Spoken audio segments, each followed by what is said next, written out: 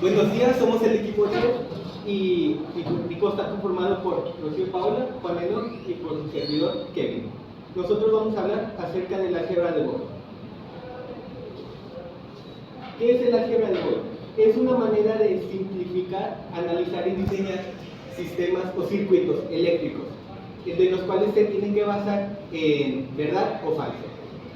Como vemos, el sistema binario es básicamente eso, unos y ceros, verdad o falso. Pero como también vamos a trabajar con tablas de verdad y las tablas de verdad también vamos a ocupar letras, que las letras solo van a significar uno. Cuando veamos una letra así con ese símbolo, va a significar cero. Cuando estemos diseñando las tablas, los circuitos, vamos a ocupar las tres operaciones básicas de OR, AND y NOT, que más adelante se van a explicar. Y para esto vamos a ocupar las leyes, teoremas y axiomas. Aquí vemos unas axiomas, que son las leyes. Las leyes conmutativas significa que el orden de los factores no altera el producto. O sea, si vemos una suma, la podemos invertir en la suma. La ley distributiva. Esta indica que si dos multiplicaciones se están sumando y en estas multiplicaciones tenemos un valor igual, podemos poner los otros dos valores dentro de un paréntesis y el valor similar ponerlo afuera como multiplicación. La ley complemento, simplemente una suma y multiplicación como ya las conocemos. La ley de la impotencia, más de lo mismo. La ley de la absorción es si tenemos dos valores sumados y un valor se está multiplicando con otro y es el inverso de otro, podemos eliminar el valor similar que se está multiplicando. La ley de la involución, si un valor negado, que es ese valor que significa 0, se vuelve a negar, va a dar un 1. La ley del acotamiento, un valor multiplicado por 1 va a dar este mismo valor. Y la ley de Morgan, significa que si una suma que se está multiplicando con una negación, va a dar que ambos valores se estén multiplicando, pero estos negados. Aquí tenemos un ejemplo de tabla de verdad, que como vemos, A, B, C y D son las señales de entrada. Como vemos, los ceros y unos. Y el valor E es el valor que tenemos de salida en esta línea.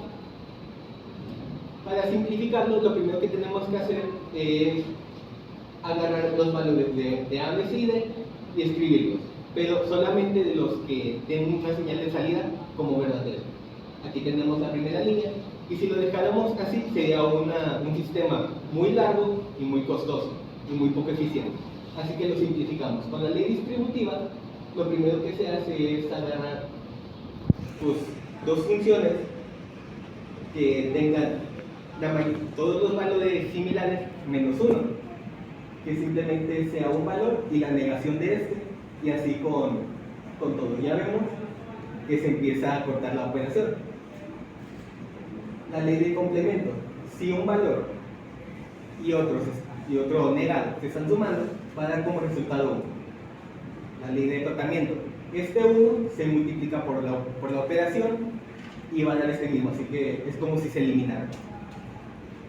Seguimos haciendo los pasos, tenemos otra ley de absorción, que como decimos, si tenemos un valor, si tenemos dos operaciones y un valor y en el otro lado negado, se puede juntar, y así seguimos haciendo los pasos hasta encontrar su mínima expresión, que sería la mayor simplificación. Ahora le cedo la palabra a mi compañera Paola. Vamos a hablar de las operaciones básicas que ahorita mencionaron. Estas operaciones son 3, pero se subdividen en 2 grupos. Primero están las 2 que son binarias, es OR y AND. OR es para sumar, se llama suma lógica y se representa con el símbolo de la suma. El producto lógico es AND, se llama AND y se representa con un asterisco. O también, como en el álgebra que usamos cotidianamente, podemos escribir dos variables. Si no hay ningún signo de alguna operación, pues se entiende que se está multiplicando. La otra es unitaria, es NOT o negación, también se le ', de inversión, y se representa con es como una tilde, es un guión que se pone arriba de una letra, o también un apóstrofo. Por ejemplo, cuando escribimos X', que le ponemos un apóstrofo, así más o menos escribimos. Estas operaciones, las dos binarias, sí se pueden combinar, pero la unitaria trabaja sola. Y aquí tenemos la representación de cómo vamos a trabajar con estas operaciones. La primera, OR, se lee A, OR, B, ya no se lee como más B. La segunda es la multiplicación o producto lógico y se lee A, AND, B. Y la negación se puede leer A y la inversa A' o A inversa, como se les pueda acomodar. Las anteriores eran una representación que se llama tabla de verdad, se llena usando una fórmula. La fórmula es 2 a la n. La base es 2 porque el álgebra booleana utiliza el sistema binario. Y la n indica el número de variables. Si yo voy a trabajar con dos variables, la n va a pasar a ser 2. En el ejemplo que les pongo, tengo 4 variables. Entonces, 2 a la 4 es 16. Eso, el 16, va a indicar el número de renglones que va a tener la tabla de verdad. El número de columnas la va a indicar la cantidad de variables, que es el 4 en este caso. Este es un ejemplo de la tabla de verdad. Se llena solamente con ceros y unos. Los ceros indican falso y el 1 indica verdadero. Es una representación de las funciones con las que trabajamos. Se utilizan para simplificar las mismas funciones. Esto porque la finalidad de la álgebra booleana es simplificar. Y la información que contiene, como les digo, es las combinaciones de las puertas lógicas, pero para elaborarlas, como les dije ahorita, se utiliza la fórmula de 2 a la n, en donde primero se identifica la cantidad de variables, que va a ser la n, la que les explico ahorita, y ya que se aplica la fórmula obtenemos el número de filas, después se llena con las combinaciones, como les mencionaba, y tenemos los dos estados solamente de verdadero o falso, no puede tener otro valor porque utilizamos el sistema binario. Y tenemos un ejemplo, aquí la función f igual a b' por a'b, sería una función que queremos simplificar. Como las dos están negativas, a' y b', pues por eso el 1 aparece en donde se intersecta 0 con 0. Pero en la segunda operación, si se fijan, a está negativa, pero b está como verdadera, entonces por eso ahora b vale 1, pero a sigue estando en la fila del 0. Cuando pasa esto de que una variable no cambia, o sea que sigue con su mismo valor, esa variable se conserva y la que se elimina va a ser la que sí cambia de valor. Esto nos ayuda a simplificar. Ya si cambia eso, pues ya se elimina. Al final, en el último renglón, aparece f igual a a'. Hay una regla que dice que en las tablas de verdad se pueden agrupar los unos, pero solamente en forma de rectángulo o en forma de cuadrado.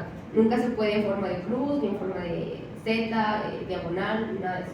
Y se pueden agrupar solamente en grupos de 2 a la n, puede ser de 2, de 4, de 8, de 16, pero nunca de 3. Tenemos ahora sí las compuertas lógicas, los que les mencionaba. Una forma de representar también las funciones booleanas. Son los componentes electrónicos y esto representa la función booleana. Trabaja con transitores que operan manipulando el voltaje. Como solo podemos trabajar con ceros y unos, pues no se le puede dar un valor de, por ejemplo, 4, 5, 6. Solo puede valer 0 o 1, entonces se dan rangos de que de tal número a tal número va a ser valor de 1 y de tal número a tal número va a ser valor de 0. Entonces, esos valores se asignan desde fábrica. Le cedo la palabra a mi compañero Enoch. Yo voy a hablar acerca de los circuitos lógicos, también llamados circuitos de interruptores, que en esencia son los circuitos de interruptores, un conjunto de interruptores con compuertas abiertas y compuertas cerradas, y su utilidad es que podemos a placer señalar que si queremos que la salida sea 0 o la salida sea 1 o verdadero y falso, y también sirven como ayuda para entender los caracteres de una simbología de un diagrama. Bien, aquí podemos ver en la pantalla la representación gráfica de los valores de verdad. En el circuito 1 podemos ver un circuito cerrado, es decir, que la señal de salida va a ser verdadera. En el circuito 2 el interruptor está abierto, por lo que la señal de salida va a ser falsa. Existen dos tipos de conexiones con estos circuitos, uno de ellos es en serie y el otro en paralelo.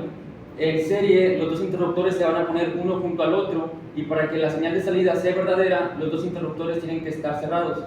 Y en paralelo no importa que el interruptor esté abierto, siempre y cuando uno esté cerrado, la señal de salida va a ser verdadera. Bien, aquí podemos ver la representación gráfica. En circuito en paralelo también se puede llamar disyunción. Podemos ver que cualquiera de los dos, aunque uno de los dos esté cerrado, nuestra señal de salida va a ser verdadera.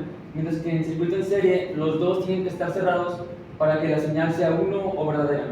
Y como nota puse que proporciona el resultado exacto que se hubiera previsto. Es la ventaja que tienen estos tipos de circuitos, que mucho antes de ponerlos a prueba sabemos el resultado exacto que se va a obtener.